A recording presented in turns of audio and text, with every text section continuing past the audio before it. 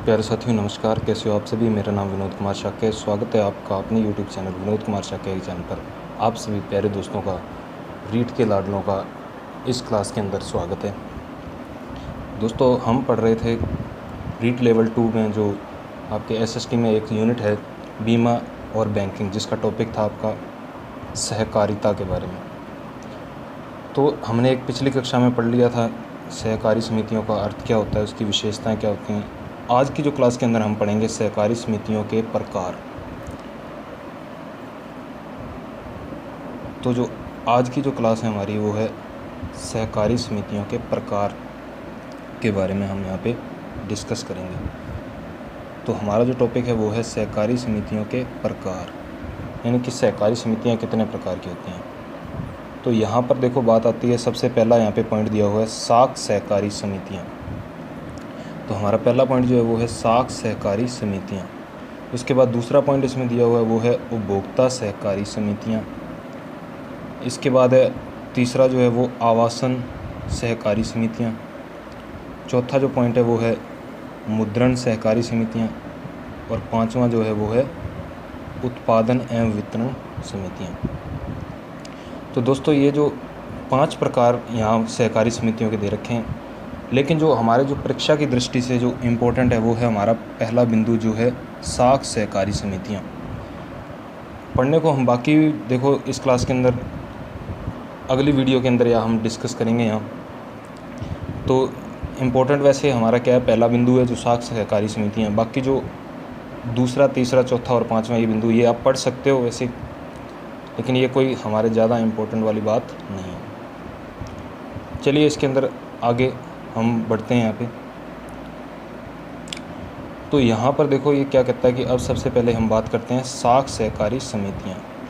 तो देखो साख सहकारी समितियों में क्या कुछ आता है, तो इसके बारे में हम अब डिटेल से पढ़ते हैं। साख सहकारी समितियाँ देखो, साख सहकारी समितियों सबसे पहले आता है नाबार्ड, यानी कि जिसकी स्थापना हुई है 12 जुलाई 1982 को, नाबार्ड। अब ये नाबार्ड क्या होता है पूरा डिटेल से हम इसके बारे में आगे पढ़ेंगे।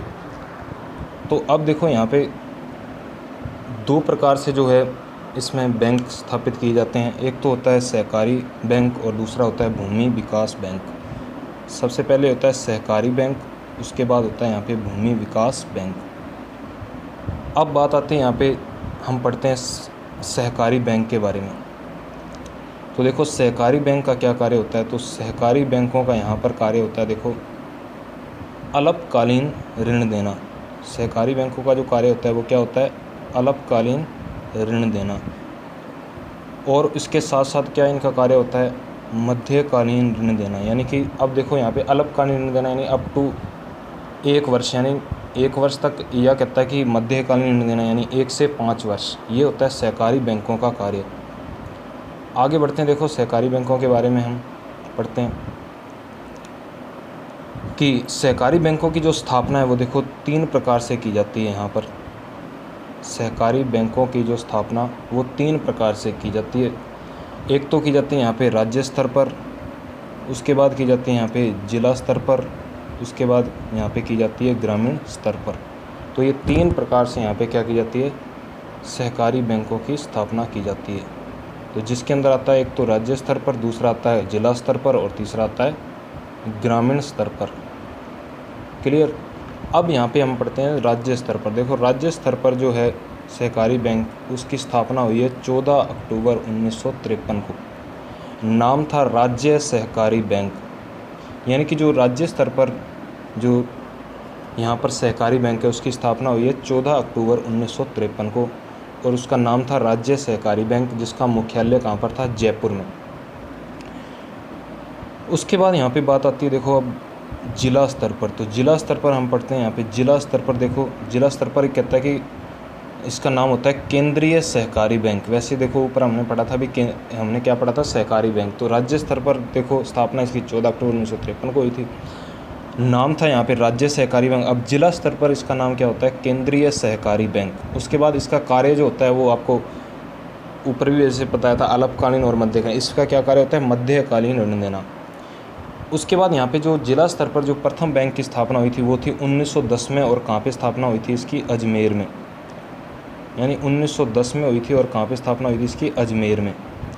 उसके बाद वर्तमान में यहाँ पे जो है राजस्थान के अंदर 31 जिला स्तर पर क्या है, यहाँ पे सहकारी बैंक स्थापित किए गए हैं। अब आप कहोगे कि सर यहाँ पे जो राजस्थान के अंदर ज़िले तो कितने हैं? 33 ज़िले हैं।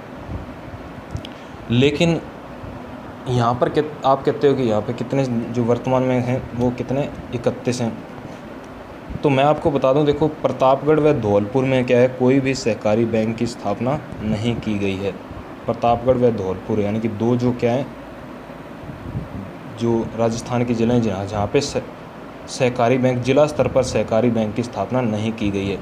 अब फिर आप कहोगे सर ये प्रतापगढ़ हो गया और धौलपुर हो गया, इनको जो है वो ऋण देने का कार्य कौन करता है? तो जैसे प्रतापगढ़ है उसको ऋण देने का कार्य कौन करता है? चित्तौड़गढ़ करता है। यानी चित्तौड़गढ़ में जो जिला स्तर पर क्या है, केंद्रीय सहकारी बैंक है, वो क्या करता है? ऋण देने का कार्य करता है। उसके बाद देखो यहाँ पे वर्तमान में 31 तो क्या है, यहाँ पे राजस्थान के अंदर क्या है, 31 जो हैं वो जिला स्तर पर बैंक स्थापित हैं। लेकिन 29 जो बैंक हैं वो कार्यरत हैं और 2 क्या हैं बैंक अभी कार्यरत नहीं है। और 2 बैंक वो कहाँ कार्यरत नहीं है? 2 बैंक है राजसमंद व करौली में। यानी राजसमंद व करौली ज़िले में जो बैंक हैं वो क्या है, अभी कार्यरत में नहीं है। यानी कि उनकी स्थापना तो की गई लेकिन वो अभी क्या है, कार्यरत नहीं है। यानी स्थापना की गई इसलिए वो 31 जिलों में क्या हो चुका है, फिर यहाँ पे स्थापना हो चुकी है। उसके बाद आता है देखो अब ग्रामीण स्तर पर। तो ग्रामीण स्तर पर देखो केंद्रीय सहकारी बैंक यहाँ पर, या जिसे हम क्या बोलते हैं, सहकारी बैंक जो है वो ग्रामीण स्तर पर क्या इसका नाम होता है? तो ग्रामीण स्तर पर इसका नाम होता है प्राथमिक सहकारी बैंक। इसका कार्य यहाँ पे क्या होता है? अल्पकालीन ऋण देना। तो प्रथम जो है ग्रामीण स्तर पर जो बैंक खोला गया था वो कब खोला गया था? अक्टूबर 1905 में। यानी कि कब खोला गया था? अक्टूबर 1905, भिनाए अजमेर में। प्रथम जो था कब खोला गया था? अक्टूबर 1905 में, भिनाए अजमेर में। क्लियर? तो यहाँ तक की बातें आपको उम्मीद करता हूँ समझ में आई होंगी। अब चलते हैं हम इसके अंदर आगे नेक्स्ट। तो अब बात आती है यहाँ पे देखो भूमि विकास बैंक के बारे में। तो यहाँ पर हम पढ़ते हैं कि भूमि विकास बैंक यानी कि इनका कार्य क्या होता है? तो भूमि विकास बैंक का कार्य होता है दीर्घकालीन ऋण देना। यानी 5 वर्ष से लेकर 20 वर्ष की अवधि तक का ये क्या देते हैं? ऋण देते हैं, यानी लोन देते हैं। अब जो भूमि विकास बैंक है इनकी स्थापना क्या की जाती है? एक तो की जाती है इनकी राज्य स्तर पर भूमि विकास बैंक की स्थापना की जाती है, और दूसरा क्या की जाती है? जिला स्तर पर।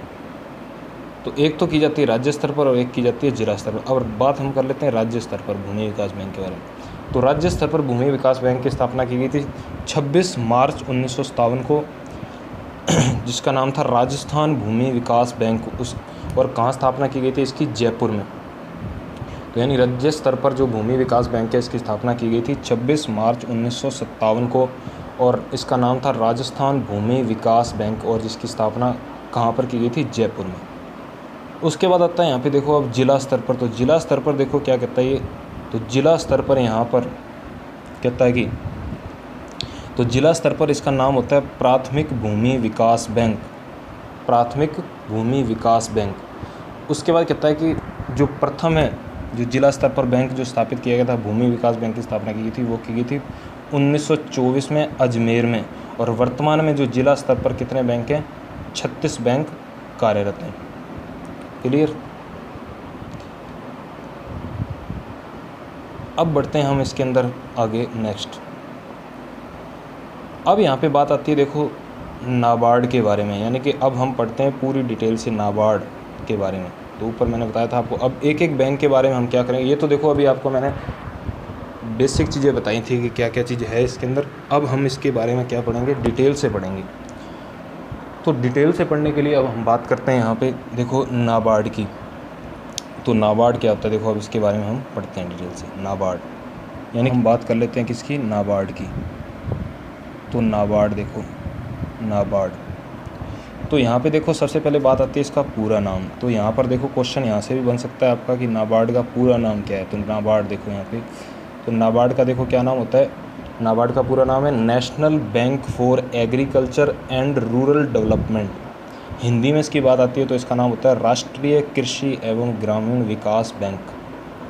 तो नाबार्ड का क्या नाम होता है, देखो national bank for agriculture and rural development, यानी राष्ट्रीय कृषि एवं ग्रामीण विकास बैंक। अब देखो यहाँ पे जो मुख्य मुख्य बातें वो हम यहाँ पे पढ़ते हैं, देखो क्या क्या है। तो मुख्य मुख्य बातें यहाँ पे देखो इस तरीके से आती हैं। सबसे पहले बात आती है कि ये जो नाबार्ड की स्थापना वो कौन सी समिति की सिफारिश पर इसकी स्थापना की गई। तो यहाँ पर आता है देखो नाबार्ड की जो स्थापना है वो है शिवरमन समिति की सिफारिश पर इसकी क्या की गई, स्थापना की गई। और इसकी स्थापना कब की गई, तो स्थापना इसकी की गई 12 जुलाई 1982 को। इसका मुख्यालय जो वो कहाँ पर है, मुंबई में। उसके बाद वर्तमान अध्यक्ष कौन है, देखो इसके GR चिंताला, और ये कब से हैं, 27 मई 2020 से।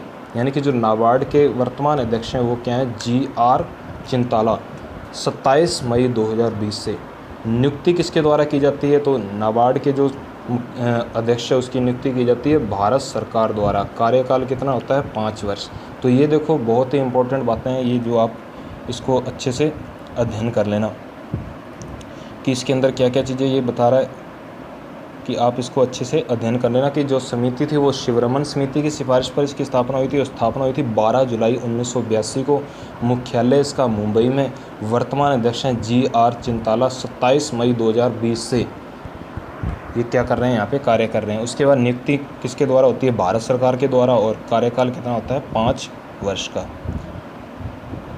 अब बढ़ते हैं इसके अंदर हम आगे की, जो नाबार्ड होता है उसका क्या कार्य होता है। तो नाबार्ड का देखते हैं। अब यहाँ पे बात आती है कार्य की। तो नाबार्ड का देखो क्या कार्य होता है। तो नाबार्ड का कार्य यहाँ पे, तो नाबार्ड का कार्य होता है देखो कि ये सर्वोच्च संस्था के रूप में क्या करती है, कार्यरत करती है। क्या कहता है कि सर्वोच्च संस्था के रूप में कार्यरत एक ऐसी संस्था जो कृषि एवं ग्रामीण विकास हेतु ऋण उपलब्ध कराती है। यानी जो नाबार्ड है वो क्या करती है कि कृषि एवं ग्रामीण विकास हेतु ऋण उपलब्ध करवाने का कार्य करती है। तो यहाँ से भी एक क्वेश्चन बन सकता है कि नाबार्ड का क्या कार्य होता है। तो नाबार्ड का कार्य क्या यहाँ पे याद करोगे कि ये क्या है, एक ऐसी संस्था जो कृषि एवं ग्रामीण विकास हेतु ऋण उपलब्ध करवाती है। उसके बाद बात आती है यहाँ पे देखो विशेष के अंदर इसमें। तो देखो इसमें क्या विशेष है, तो हम विशेष हम पढ़ लेते हैं। देखो तो ये अब कहता है कि यहाँ पर देखो, यहाँ पर कहता है कि नाबार्ड की स्थापना के समय इसकी पूंजी भारत सरकार तथा RBI का बराबर अनुपात, यानी जब नाबार्ड की स्थापना हुई थी तो इसमें जो पूंजी लगाई गई थी, यानी कि जब कोई भी क्या है, हम कंपनी हो गया तो मान लो उसकी स्थापना करते हैं, तो उसी प्रकार से इसके अंदर कहता है नाबार्ड की स्थापना की। तो अब क्या है कि इसके अंदर क्या हुआ कि उसमें पैसा लगाया जाता है, यानी पूंजी लगाई जाती है। अब पूंजी क्या थी, नाबार्ड के जो स्थापना की थी उस समय क्या थी, भारत सरकार और RBI यानी रिजर्व बैंक ऑफ इंडिया, तो उसका जो बराबर अनुपात यानी 50-50 50-50% क्या था इसमें था। किंतु वर्तमान में नाबार्ड की पूंजी में संपूर्ण हिस्सा भारत सरकार का है, यानी सेंट्रल गवर्नमेंट का है। हमारी जो भारत सरकार है उसका क्या है, इसमें संपूर्ण हिस्सा है। किंतु क्या कहता है, वर्तमान में नाबार्ड की पूंजी में संपूर्ण हिस्सा भारत सरकार का है। उसके बाद बात आती है देखो अब नंबर 2 पॉइंट जो है हमारा यहाँ पे। तो नंबर 2 पॉइंट क्या कहता है, देखो नंबर 2 पॉइंट यहाँ पे बात करता है ये कि नाबार्ड द्वारा कृषि एवं ग्रामीण विकास हेतु उपलब्ध कराने के लिए 2 बैंक कार्यरत हैं। अब क्या कहता है, नाबार्ड द्वारा जो कृषि एवं ग्रामीण विकास बैंक हेतु जो ऋण उपलब्ध करवाया जाता है उसके लिए क्या है, 2 बैंक कार्यरत हैं। कौन कौन से बैंक है, एक तो है सहकारी बैंक और दूसरा भूमि विकास बैंक। जैसा अभी ऊपर मैंने आपको डायग्राम में समझाया था कि सहकारी बैंक और भूमि विकास बैंक 2 क्या है, इसके अंदर मुख्य रूप से ये कार्यरत होते हैं। क्लियर। तो यहाँ तक हो गया हमारा जो डिटेल से हमने इस क्लास के अंदर पढ़ लिया। अब अगली जो क्लास होगी उसके अंदर हम पढ़ेंगे सहकारी बैंक के बारे में, कि सहकारी बैंक क्या होती है, सहकारी बैंक की स्थापना किस प्रकार से की जाती है, उसके क्या कहाँ पर वो कौन कौन से स्तर पर ये कार्यरत है, तो इसके बारे में हम डिटेल से यहाँ पे पढ़ेंगे। तो आज की जो क्लास है इसके अंदर इतना ही, और बाकी के जो हम टॉपिक है वो इससे आगे वाली क्लास के अंदर डिस्कस करेंगे। तो उम्मीद करता हूँ कि ये आपको जो मैंने आज की जो क्लास है इसके अंदर आपको पढ़ाया, कि इसके अंदर मैंने आपको क्या क्या चीज़ें बताई। एक तो बताया आपको सहकारी समितियों के प्रकार कौन कौन से हैं, तो 5 प्रकार बताए, जिनमें से पहला प्रकार इसमें मैं आपको मुख्य रूप से बता रहा हूँ कि साख सहकारी समिति है, जिसमें हमने पढ़ा है कि सहकारी नाबार्ड जो है वो 2 प्रकार से बैंकों की स्थापना इसके अंदर की जाती है, सहकारी बैंक और भूमि विकास बैंक। उसके बाद मैंने आपको डायग्राम के माध्यम से थोड़ा बहुत समझाने की कोशिश की। उसके बाद हम अब डिटेल से यहाँ पे आगे इसके अंदर एक एक पॉइंट को समझते चल रहे हैं, जिसमें मैंने आपको नाबार्ड आज पूरा यहाँ पे क्या कर दिया, डिटेल से समझा दिया। तो अगर आपको ये देखो वीडियो अच्छी लगी है, अगर आपको ये वीडियो पसंद आई है, अगर आपको कुछ नॉलेज मिली है, तो इस वीडियो को लाइक ज़रूर कर देना और अपने सभी दोस्तों के साथ, जितने भी जो रीट की तैयारी कर रहे हैं उन सभी दोस्तों के साथ क्या करना है, इस वीडियो को शेयर कर देना। और अगर इस चैनल पर अगर आप नए हैं, इस वीडियो को आप पहली बार देख रहे हैं, तो इस चैनल को सब्सक्राइब जरूर कर लेना और उसके साथ बने हुए बेल आइकन को प्रेस जरूर कर लेना, जिससे आगे आने वाली वीडियोज़ के आपको नोटिफिकेशन समय समय पर मिलते रहें। तो इस वीडियो के अंदर जुड़ा रहने के लिए आप सभी प्यारे दोस्तों का व्याख्याता वाणिज्य विनोद कुमार शाक्य द्वारा बहुत बहुत धन्यवाद।